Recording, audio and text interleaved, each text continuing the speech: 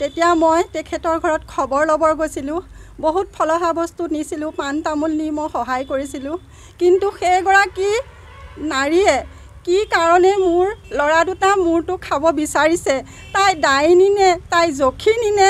তাই কি ৰাক্ষসী? মোৰ ল'ৰা দুটা সিজাই খাবলৈ আহিছে। কি কাম কৰিছে আপোনালোকে চাওক। মোক ন্যায় বিচাৰ লাগে। আৰু মোৰ হাজবেণ্ডে শ্ৰী প্ৰশান্ত কাকতিয়ে মোক মিছা অপবাদ দিছে। মোৰ বদনাম কৰিছে। মই কাৰোবালৈ গৈছোঁ বুলি কৈছে, কিন্তু সেইবোৰ কথা সকলো মিছা। মই মোৰ ল'ৰা দুটাক দুখ কষ্টৰে মই নগাঁৱত থাকি তেখেতে খৰচ পাতি নিদিয়ে দেখি মই লোকৰ ঘৰত কাম বন কৰি 4টা বজাতে উঠি মই দুটা ল'ৰা, এটা ল'ৰা মোৰ 21 বছৰ হৈছে। তেওঁ এতিয়া BA লাষ্ট ছেমিষ্টাৰ, আৰু সৰু ল'ৰাটো এইবাৰ ক্লাছ 9ত। এতিয়া তেখেতে মোৰ ল'ৰা দুটাৰ গোটেই মান সন্মান ইজ্জত সকলো শেষ কৰিছে। বৰ্তমান মোৰ ল'ৰাটো যিটো 21 বছৰ, তেওঁহে এতিয়া মোৰ ল'ৰাটো এতিয়া বদমাচি কৰি ছোৱালী আনি মাক দেউতাকৰ নাক কাণ কটাব লাগিছিলে। কিন্তু আজিৰ দিনত মোৰ নিজৰ স্বামী, সিহঁতৰ দেউতাকে এতিয়া আকৌ এগৰাকী আনি লৈ পেলাই সংসাৰ কৰি মোৰ ল'ৰা দুটাৰ মান ইজ্জত সন্মান সকলো শেষ কৰিছে। গতিকে মোক ন্যায় লাগে, উচিত শাস্তি লাগে। আপোনালোকে উচিত শাস্তি দিয়ক। আৰু তেখেতে কি কৰিছে, মোৰ লগত ডাইভোৰ্চ নকৰাকৈ আৰু এবছৰ আগতে কোৰ্ট মেচ কৰিছে বুলি মই গম পাইছোঁ। গতিকে তাৰ বিচাৰ লাগে যে এগৰাকী পত্নী সামাজিক হিচাপে বিয়া কৰাই নিজ মাক দেউতা জেঠাশাহু জেঠাল মোক সকলোৱে চাই চিতি বিয়া কৰি আনিছে। আনি মোক কঠোৰ শাস্তি দি খেদি পঠিয়াই, হয়তো আগৰ পৰাই তেখেতৰ কিবা আছিলে নেকি তাইৰ লগত গম নাপাওঁ। মোৰ ল'ৰা দুটাক দেখিব নোৱাৰে, মাৰপিট কৰে, পঢ়া শুনাত কষ্ট দিয়ে, লিখা পঢ়া কিতাপ বহি দলিয়াই পেলাই বহুত শাস্তি দিয়ে। মোকো শাস্তি দিছে। মোৰ স্বামী প্ৰশান্ত কাকতি হয়।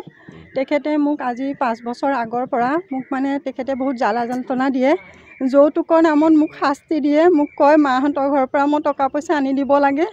আৰু মোৰ দুটা ল'ৰা আছে, এটা বয়স 21 বছৰ আৰু এটা বয়স 15 বছৰ হয়। সিহঁতৰ পঢ়া শুনাৰ খৰচ একো নিদিয়ে। সিহঁতক যদি বিচাৰে টকা পইচা, তেনেহ'লে সিহঁতক মাৰপিট কৰে, মোকো মাৰপিট কৰে, মাৰদাৰ কৰে, বহুত অত্যাচাৰ শাস্তি দিয়ে। কিতাপ বিচাৰিলে, কিতাপ যদি কিনিবলৈ টকা পইচা বিচাৰে, তেনেহ'লে সিহঁতৰ কিতাপ পুৰি পেলাই, ফালি পেলাই, দলিয়াই পেলাই নানান ধৰণৰ শাস্তি দিয়ে তেখেতে।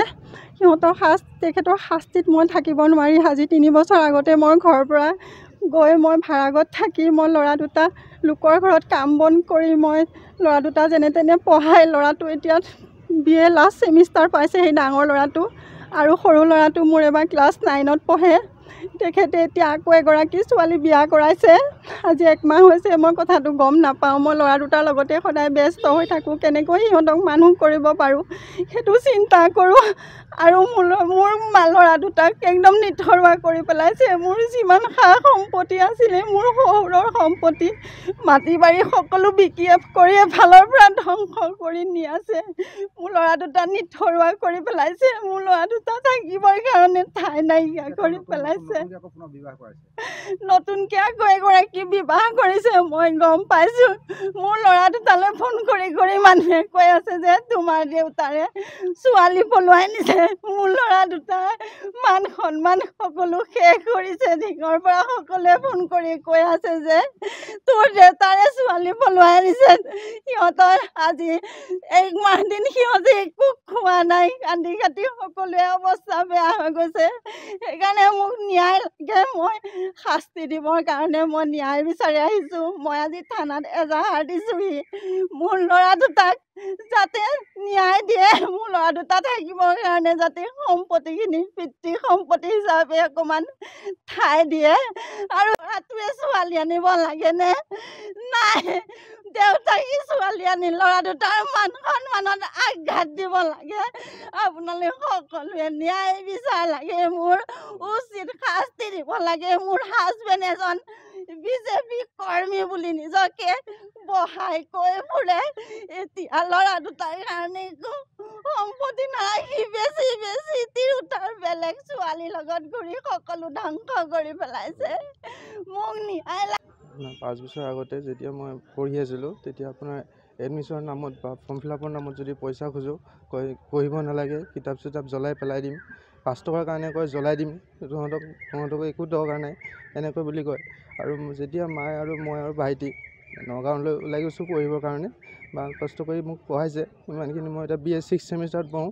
কিন্তু এটা মিছা অপবাদ উলিয়াইছে যে মা বোলে বেলেগলৈ গৈছে বুলি, কিন্তু সেইটো সম্পূৰ্ণ মিছা মানে অপবাদ হেৰি কৰিছে। কাৰণ মা আৰু মই আৰু ভাইটি একেলগে আছোঁ, এতিয়াও একেলগে আছোঁ আৰু সদায় থাকিম। আৰু মই ইমান ডাঙৰ ল'ৰা এটা থকা স্বত্বেও এইটো কাম কেতিয়াও নকৰে মায়ে, এইটো মিছা অপবাদ কৰিছে। তেওঁ দ্বিতীয় বিবাহৰ কাৰণে এইটো মিছা অপবাদ কৰিছে, গোটেই গাঁওখনতে জনাইছে এনেকুৱা কথা। এইটো সম্পূৰ্ণ মিছা কথা। কৰিছিলে, মাৰিবলৈ কাটিবলৈ পইচা খুজিলে। তো মোৰ মান সন্মান লাগি গৈছে, ইয়াৰ পৰা ফোন মাৰে তোৰ দেউতাই এতিয়া বিয়া পাতিছে বুলি।